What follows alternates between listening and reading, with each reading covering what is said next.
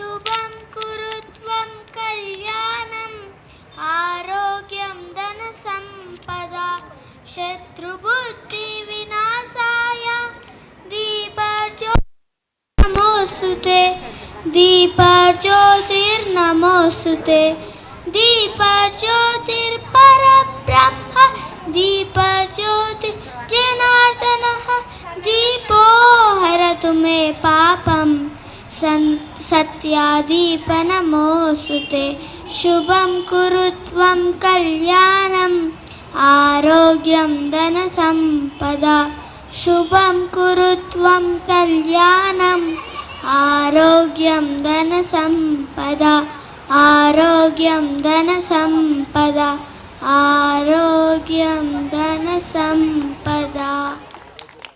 शक्तिसहित गणपतिं शङ्करादिसेवितं विरक्तसकलमुनिवरसुरराजविनुत गुरुगुहं शक्तिसहित गणपतिं शङ्करादिसेवितं विरक्तसकलमुनिवरसुरराजविनुत गुरुगुहं भक्तालिपोषकं भवसुतं विनायकं भक्तालिपोषकं भवसुतं विनायकं भक्तिमुक्तिप्रदं भूषिताङ्गं रक्तपादम्बुजं भावयामि भक्तिमुक्तिप्रदं भूषिताङ्गं रक्तपादम्बुजं भावयामि भावयामि भावयामि। Thank you.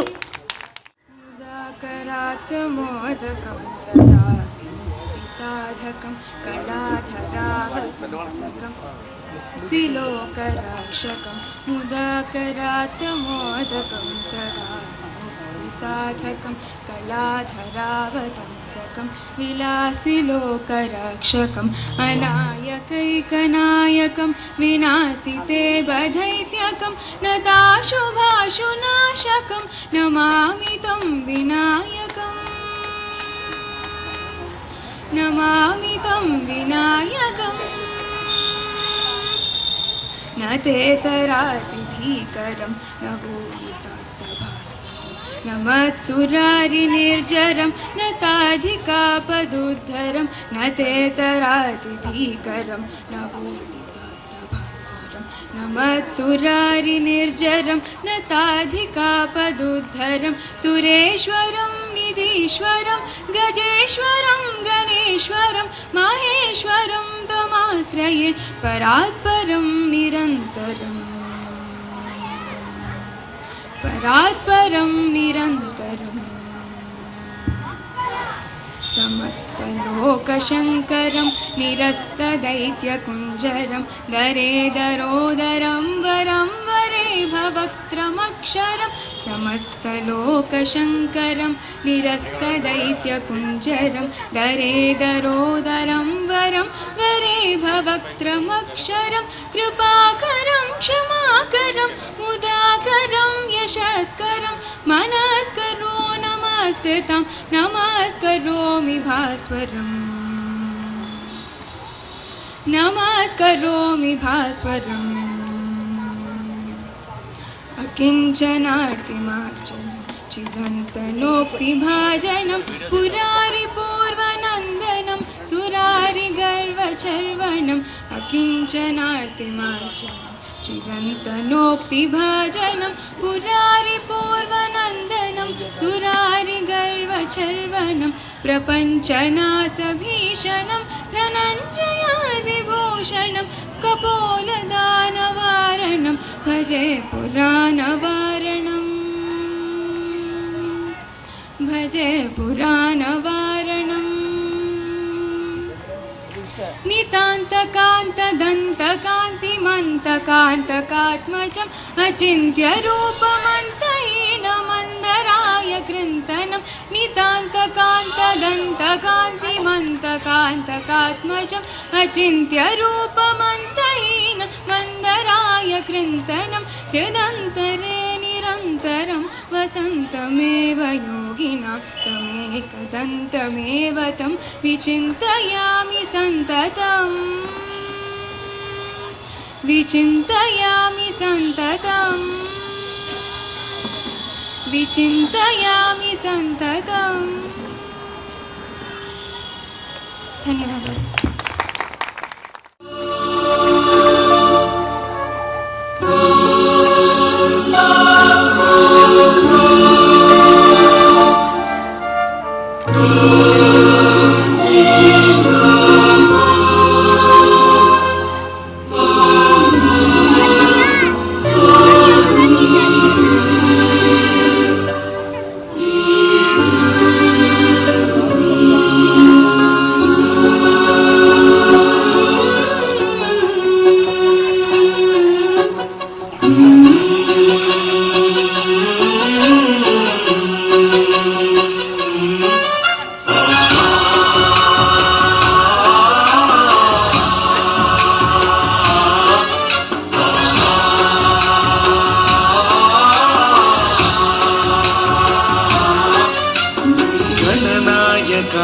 गणदैवताय गणाध्यक्षाय धीमहि गुणशरीराय गुणमण्डिताय गुणेशानाय धीमहि गुणातीताय गुणाधीशाय गुणप्रविष्टाय धीमहि एकदन्ताय वक्रतुण्डाय गौरीतनयाय धीमहि गजेशानाय भालचन्द्राय श्रीगणेशाय धीमहि एकदन्ताय वक्रतुण्डाय गौरीतनयाय धीमहि गजेशानाय भालचन्द्राय श्रीगणेशाय धीमहि गानचतुराय गानप्राणाय गानान्तरात्मने गानोत्सुकाय गानमत्ताय गानोत्सुकमनसे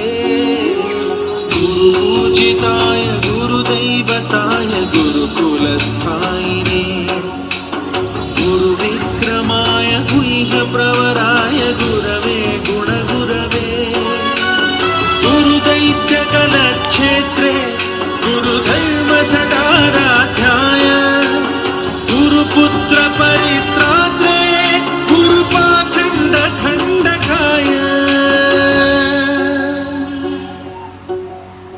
गीतसाराय गीततत्त्वाय गीतगोत्राय धीमहि गूढगुल्फाय गन्धमत्ताय गोजयप्रदाय धीमहि गुणातीताय गुणाधीशाय गुणप्रविष्टाय धीमहि एकदन्ताय वक्रतुण्डाय गौरीतनयाय धीमहि गजेशानाय भालचन्द्राय श्रीगणेशाय धीमहि एकदन्ताय वक्रतुण्डाय गौरीतनयाय धीमहि गजेशानाय भालचन्द्राय श्रीगणेशाय धीमहि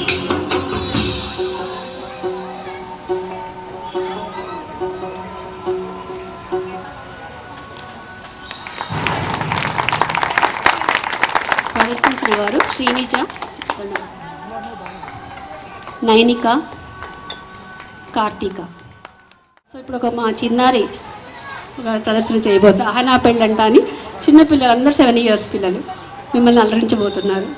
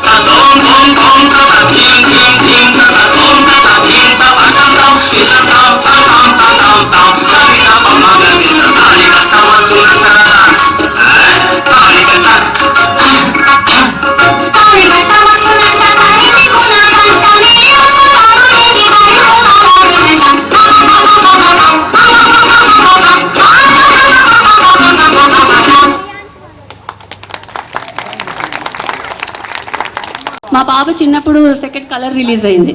ఈ అమ్మాయిని చూడంగానే ఇది చేయించాలి అని ఒక సంకల్పం అనమాట. సో అద్భుతంగా పర్ఫామ్ చేశారు కదా పిల్లలు. మహానటి సావిత్రి, దండముట్టారు అందరికీ. సాన్వి, నైనిక, సమీక్ష, శ్రీనిజ, గీత, ధన్వి, కార్తీక, రిదా, విఘ్నశ్రీ. త్వమేవ బంధుశ్చ సఖా త్వమేవ, త్వమేవ విద్యా ద్రవిణం త్వమేవ, త్వమేవ సర్వం మమ దేవదేవ, వసుదేవసుతం దేవం కంసచాణూరమర్దనం, దేవకీ పరమానందం కృష్ణం వందే జగద్గురుం. శ్రీమద్భగవద్గీత సాక్షాత్తుగా భగవానుని దివ్యవాణి. దీని మహిమ అపారమైనది, అపరిమితమైనది. ఆ మహిమను సంపూర్ణముగా ఎవరునూ వర్ణింపజాలరు. ఆదిశేషుడు కానీ, పరమశివుడు కానీ, కడకు మహాగణాధిపతి కానీ దీని మహిమను సమగ్రముగా వర్ణింపజాలరు. ఇక మానవ మాతృల విషయమున చెప్పవలసినది ఏమున్నది? పురాణేతిహాసాదులతో పెక్కు చోట్ల దీని మహిమ కీర్తింపబడినది. ఆయా సందర్భములలో ప్రస్తుతింపబడిన దీని మహిమలను అన్నింటినీ ఒక చోట చేర్చినను దానిని గూర్చి సమగ్రముగా తెలిపినట్లు కాదు. యథార్థముగా దీని మహిమను పూర్తిగా ప్రకటించుట ఎట్టివారికి నీ సాధ్యం కాదనుట ముమ్మాటికి సత్యం. అందువలన దీని మహిమ వర్ణనాతీతము కనుక అపరిమితము, అనంతము. శాస్త్రములన్నింటికంటేను గీత సర్వశ్రేష్టమైనది. స్వయముగా వ్యాస భగవానుడే ఇట్లు పలికెను. గీతా సుగీతా కర్తవ్య కిమంచై శాస్త్ర సంగ్రహై, యా స్వయం పద్మనాభస్య ముఖపద్మాత్ ప్రతి వ్యక్తియు, దాని తాత్పర్యం, ప్రతి వ్యక్తియు గీతను శ్రవణ, కీర్తన, పఠన, పాఠన, మనన ధారణాదుల ద్వారా సేవింపవలెను. అట్లు చేసినచో ఇతర శాస్త్రములతో పనియేలేదు. మా చిన్నారులతో భగవద్గీతను చూసి ఆస్వాదించండి, ఆనందించండి. ఓం శ్రీ పరమాత్మనే నమః. వసుదేవసుతం దేవం కంసచాణూరమర్దనం, దేవకీ పరమానందం కృష్ణౌ వందే జగద్గురుం.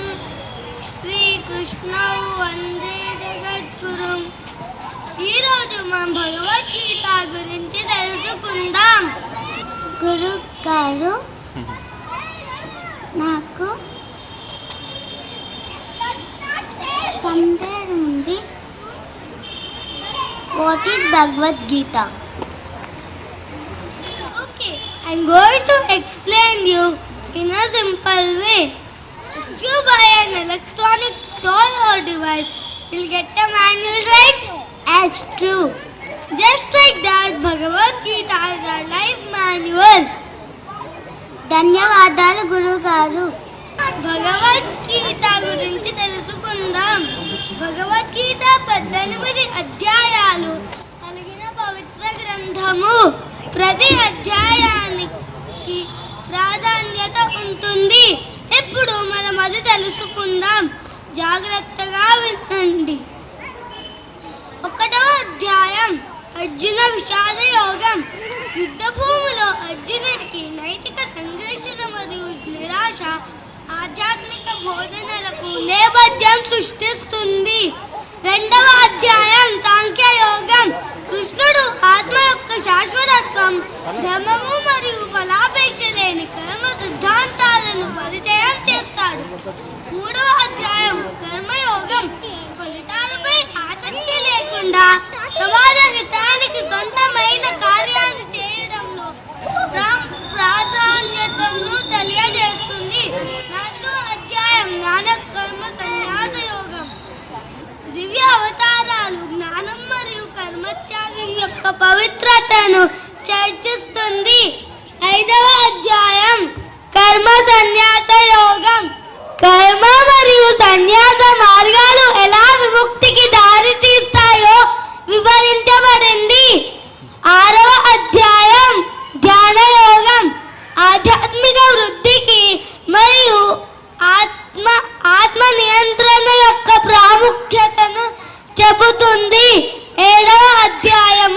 జ్ఞాన విజ్ఞాన యోగం పరమార్థం మరియు భౌతిక ఆధ్యాత్మిక లోకాలలో కృష్ణుని అనేక రూపాలను తెలియజేస్తుంది.